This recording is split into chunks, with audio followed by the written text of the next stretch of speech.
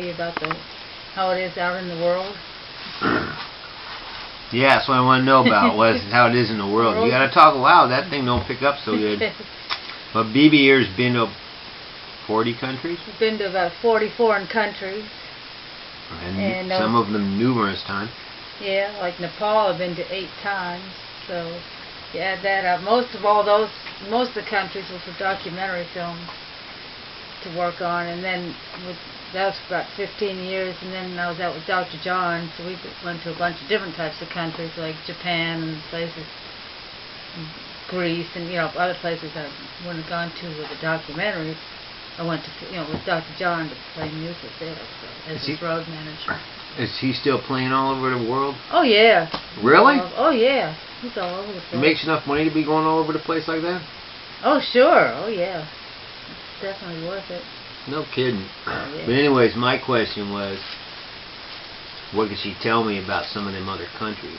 Well, I found that there's a lot of similarities, that people laugh about the same jokes in other places, but maybe one of the biggest differences is that people are a lot more relaxed in other locations, and they're happy in real simple situations. People seem to be a lot happier. They may not have electricity, running water, they may not have forks and knives, they might eat with their hands, they don't have running water. I mean, they just don't have any of the conveniences, you might say, but they're really enjoying life, and they take it easy and they have fun. You think more so than here? Oh, a lot more. Really? Yeah. Oh, sure. Because I've been in Mexico plenty, and what I notice is, there's a lot of poor people down there, but what I notice is they're really no more or less happy than we are on the average. Their children are happier. I don't know why. In generally speaking, I see that.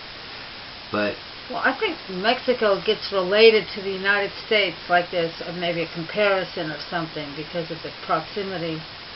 But these other countries in Africa and in Asia, they're so far away from anything else.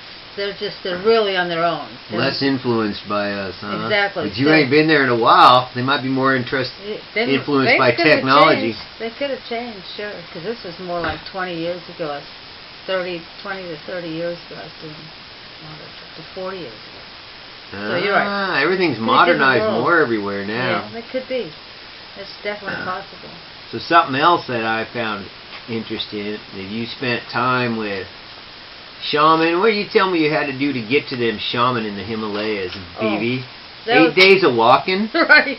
That was up in the Himalayas. Yeah, we went up there to film the shamans and live in the village for like 3 months. So you could take a bus or whatever for about 1 day, and then the roads stop, and then we walked for like 8 days up and down the hills and mountains to get to these little remote villages, and then we stayed like in a village for like 3 months. Okay, you had what porters they call them, people that carry your shit. So this is like a real like an African kind of. Yeah, but it's like an Asian thing, right? Really, how long did you stay out there with them guys? Well, it stayed for 3 months at a time because all the time it took to, you'd fly into Kathmandu. Already that took over a day to get there from the United States.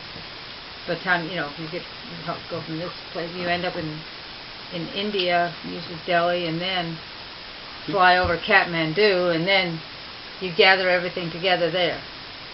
Get all your, You spent up to 3 months out there? And then, at a time when this Did you ever miss concrete or anything, or hamburgers or something? No, 3 times 3 months, because like on that one film we spent 3 months.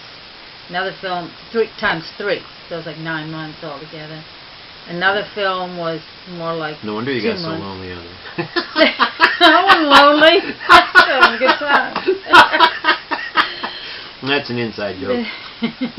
But anyways, you spent time with this shaman. So the shamans, they're in a culture that's pretty so far away from, they're not used to even seeing any white people out there at all or anything, from other countries. Back in that remote part of, when you have to walk that far. And when you walk that far, distance is measured in like time, not in distance. It's like maybe 2 hours to this village or 3 hours to that village, because some people have watches, so, but they don't. They do? Nothing like miles or kilometers. They don't know what that is.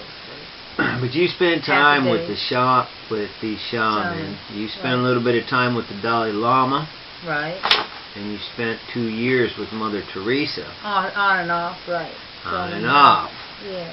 And you told me something about that they all tend to have good humor. Yeah, happiness. Really? And sense of humor. All of them.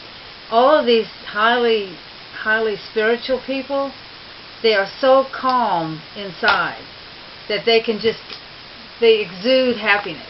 And they're never upset about things.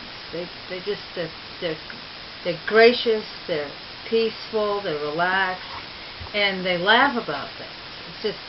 It's beautiful. All of them. There was the shamans, the Dalai Lama, the other lamas underneath the Dalai Lama, Mother Teresa, the African tribal chieftains. Any of the top spiritual leaders. They have all that in common, no matter where I went in the world. I wonder how the hell they get that way. Well, because that's why they're high spiritual leaders, because they've achieved that What's the serenity. secret? We want to know. You mean it's not a big screen TV? The Buddhists call it a combination of wisdom and compassion. That's what they think. You have to have wisdom about things and compassion. And when you connect those two together, you get your feeling of paradise. Well, I thought that was interesting when you talked about that the other day. But I can't think of any other stuff. This has been our interview with B.B. St. Roman, sitting here at her house. Trying to get work done. Trying to get work done. Ex-manager for Dr. John, and been around the world and pretty far out. Throwback from the 60s. Yeah, white Freddy chick.